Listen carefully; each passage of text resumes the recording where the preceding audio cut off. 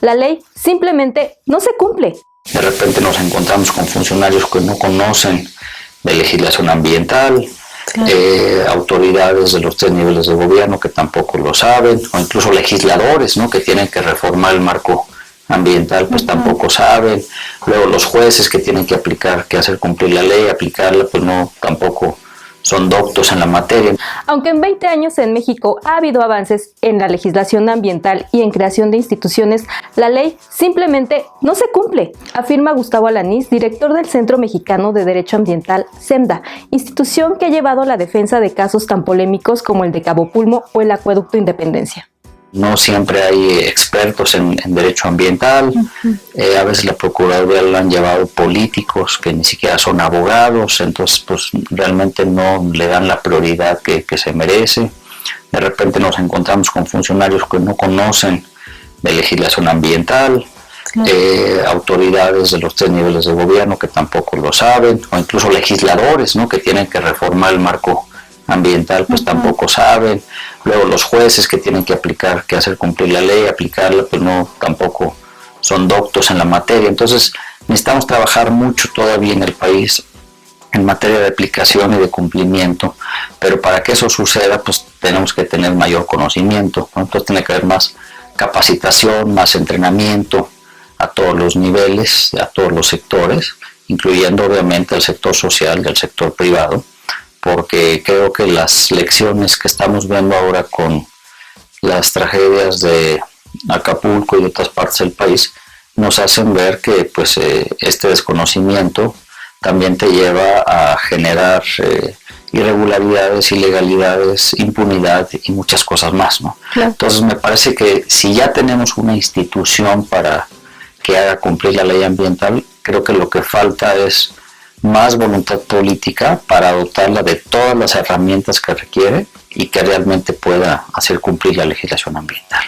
Gustavo, la semana pasada salió a luz pública que esta tragedia, sobre todo de Acapulco, fue por el cambio de uso de suelo, básicamente, y ya lo aceptó las autoridades. Entonces, en este sentido, ¿por qué es tan sencillo hacer un cambio de uso de suelo, que es como lo más recurrente? Mira, me parece que hay dos tipos de cambios de uso de suelo que hay que resaltar. Uno es el local, el municipal, el que establecen los programas municipales de desarrollo urbano, que pues les da lo mismo. La verdad es que les da igual si es una zona habitacional, si es una zona comercial, si es industrial o si es de reserva ecológica o de conservación. Les da lo mismo porque al final del día vienen a hacer los cambios de uso de suelo. ¿Por qué? Pues porque somos tramposos, porque somos corruptos, porque nos gusta el dinero fácil, ¿no? Claro. Porque nos gusta la complicidad entre uno y otro. Y eso pues genera que se den estas situaciones sin pensar realmente en los efectos posibles actuales y futuros, ¿no? Y lo estamos viendo ahí. Entonces hay cambios de suelo que se dan a nivel municipal, pero también hay otro cambio de suelo que se da a nivel federal, y que es el cambio de suelo forestal, que contempla la Ley General de Vida Silvestre. Entonces me parece que es muy importante aquí que se comparta la responsabilidad, en su caso, de las autoridades estatales, municipales y también federales, ¿no? Pero hay que ir mucho más allá de eso, hay que ver los ordenamientos ecológicos, ¿se cumplen o no se cumplen? Por ejemplo, muchos hacen caso omiso del ordenamiento ecológico del territorio, diciendo que legalmente hablando no tiene ninguna fuerza, ¿no?, cuando está en la ley ambiental federal, ¿no? O habría que cuestionarnos también, además de ordenamientos y uso de suelo, todo lo que tiene que ver con evaluación de impacto ambiental, ¿no? Muchos de estos proyectos tienen que ser sometidos, si no es que la mayoría, al procedimiento de evaluación de impacto ambiental, justamente para ver su viabilidad o no desde el punto de vista ambiental. Entonces, ¿qué pasa ahí, no? ¿Quién dio las autorizaciones para que ambientalmente se puedan establecer ahí? ¿La Federación? ¿El Estado? ¿Quién? ¿No? Y asumir la responsabilidad, ¿no?, de lo que ello genera, porque es un fraude lo que está pasando, y en función de ello pues la gente está siendo engañada y están perdiendo hasta la vida, ¿no? Entonces me parece que es muy grave, y esto nos hace ver el poco cumplimiento y la poca aplicación que hay del derecho ambiental. si estas cosas o si estas disposiciones legales ambientales se aplicaran y se cumplieran, la situación sería completamente diferente, ¿no? En estos 20 años, Gustavo, ustedes han defendido varias causas. ¿Nos podrías platicar un poquito de algún caso, no sé, Acueducto Independencia, alguno que te gustaría compartir? Mira, la verdad es que sí tenemos una multiplicidad de casos. Tenemos oficinas en Veracruz, en Cancún, en La Paz, Baja California Sur, en Valle de Bravo y en la Ciudad de México. Y creo que podríamos tener oficinas en muchos otros estados porque ya de hecho nos los han pedido, ¿no? Uh-huh. ¿Por qué? Porque hay una demanda de que la sociedad quiere conservar, quiere proteger y no sabe ni cómo entrarle, ¿no? Uh-huh. Entonces nosotros tratamos de ayudarle a la gente, ¿no?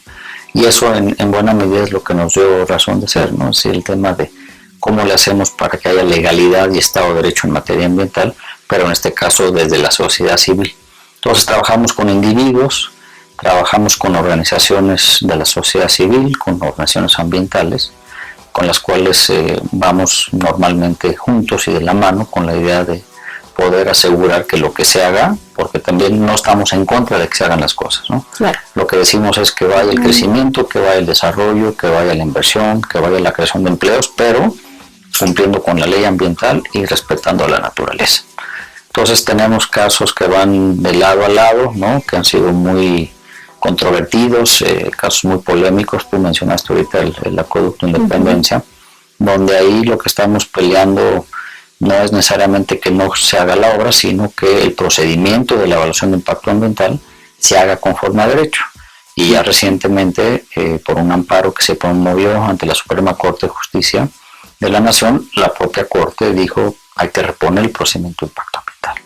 Y le ordenó a la Secretaría de Medio Ambiente que tuviera que empezar de nuevo, ¿no? Y en eso estamos ahorita, ¿no? Entonces ese es un asunto de procedimiento, ¿no? Pero que tiene que ver con el tema de legalidad y de Estado de Derecho. Entonces esas son las cosas que nos interesan, ¿no? Que se cumplan los pasos legales para que las cosas puedan ir hacia adelante, ¿no? Tenemos por ejemplo el caso de Cabo Pulmo, que es un área marina protegida en el Golfo de California, que estuvo amenazada por un mega desarrollo estilo Cancún, ¿no? Cuando no se habían tomado todas las previsiones de ley y había habido una deficiencia muy importante en materia de impacto ambiental. Y bueno, pues ahí en ese caso, por ejemplo, logramos demostrar que las condicionantes que había impuesto la autoridad no se habían cumplido, ¿no? Y entonces, pues ante una falta de cumplimiento de la ley, pues vino una revocación de la autorización en materia de impacto ambiental después de un litigio de 4 años, ¿no? 4 años. Y ha habido casos, por ejemplo, en Quintana Roo, como el caso de la tercera etapa de Cancún, que fue aprobada por el gobierno federal, donde nosotros impugnamos el resolutivo, uh-huh. Y entonces hubo un primer momento, diría yo, de tensión, donde el inversionista llegó muy prepotente con nosotros y nos dijo, oigan, pues ni se hagan bolas, esto va a ir adelante, ya tengo instrucciones del presidente y esto es válido. Y así fue, a los 2 o 3 días nos notificaron la resolución y entonces lo que hicimos es que interpusimos un juicio de nulidad, uh-huh. En contra de ese resolutivo, y entonces vuelve a venir el inversionista ya más sereno, más calmado, uh-huh. Más humilde, y nos dice, bueno, ¿cómo le hacemos, no? Entonces le dijimos, bueno, pues las 3.700 hectáreas que hay ahí de manglares no las puedes tocar, tienen que estar protegidas. Y entonces logramos toda una negociación con Fonatur para que Fonatur le cediera a la Comisión de Áreas Naturales Protegidas, uh-huh. Las 3.700 hectáreas las recibió la CONAMP en un evento que fue el entonces presidente Calderón, uh-huh. Y con esas 3.700 hectáreas la CONAMP decretó un área natural protegida. Y entonces yo me desistí de mi acción legal, ¿no? ¿Por qué? Porque el objetivo ya estaba cumplido, ¿no? Entonces, este es un ejemplo de cómo a veces los proyectos sí pueden ir adelante y al mismo tiempo conservar, ¿no? Y cuidar. Entonces, casos, pues te doy estos 2 o 3 ejemplos, pero hay casos en todo el país, ¿no? Sí, han trabajado bastante. Gustavo, y quienes emiten, las sentencias, en este caso, pues los jueces o las autoridades, ¿cómo los ves? ¿Sí están capacitados? Mira, en materia ambiental? Yo creo que cada vez un poco más, aunque todavía no lo suficiente, ¿no? Pero yo creo que es un trabajo que está en progreso, que está caminando. Ojalá pudiera ser más rápido. Y yo creo que lo importante aquí es que todo el mundo haga conciencia de qué tanto podemos aprovechar de la naturaleza y qué tanto debemos de conservar para efectos de, como dice el concepto de desarrollo sustentable, asegurar que los que ven atrás de nosotros puedan hacer lo mismo que estamos haciendo nosotros hoy en día, ¿no? Ese es el reto, ¿no?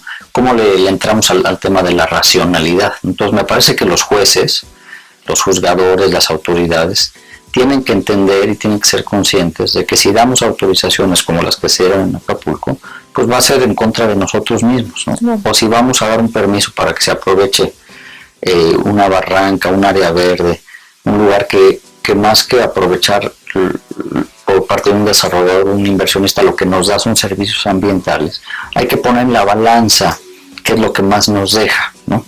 El problema es que ha habido todas estas irregularidades, todas estas corruptelas, todas estas complicidades que no permiten ir adelante. ¿Por qué? Porque al final lo que la gente quiere es dinero, ¿no? O sea, sean inversionistas, sean autoridad, lo que sea, lo que quieren es dinero. Entonces eso es lo que nos mata, ¿no? Entonces tenemos que tener una serie de incentivos que permitan a los distintos sectores entender la importancia de la naturaleza. O sea, ¿qué más importante es la naturaleza de la cual dependemos al 100%? ¿No? Entonces, el hacer cosas, el emitir resoluciones en contra de eso, pues es irnos dando nosotros mismos, ¿no? Entonces creo que hay que trabajar mucho con la autoridad y con los juzgadores para que entiendan realmente el valor de la naturaleza y a lo mejor que saquen resoluciones favorables, pero con una serie de condicionantes y con una serie de elementos que permitan que los desarrollos estén en equilibrio con la naturaleza, porque no se trata de que no se haga, se trata es de cómo es que están con la naturaleza y no en contra de la naturaleza. Y eso creo que sigue siendo un gran reto hoy en día, ¿no? ¿Ellos tienen algún tipo de capacitación en materia ambiental que sea obligatorio o tal vez no obligatorio? Pues mira, no, en realidad no, pero cada vez lo hacen más. O sea, por ejemplo, ha habido cursos para jueces, para magistrados, para secretarios, a través de los colegios de abogados, a través del Instituto de la Judicatura, que es el instituto que capacita al Poder Judicial.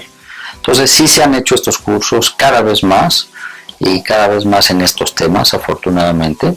Y me parece que lo que tenemos que tratar de aspirar es, por ejemplo, en el sector público, ¿no? Los funcionarios, pues tratar de promover a aquellos funcionarios que ya vienen desde abajo, ¿no? Que ya traen trayectoria, que ya traen experiencia, que ya traen conocimiento y no necesariamente improvisar, que es otro de los grandes males de este país, con mis cuates, ¿no? Con mis amigos que pues, no saben nada del tema, pero pues, son la gente de confianza, ¿no? Yo creo que hay que ir más a la parte técnica, ¿no? A la parte de la experiencia, que eso pues te garantiza que las cosas puedan ir adelante.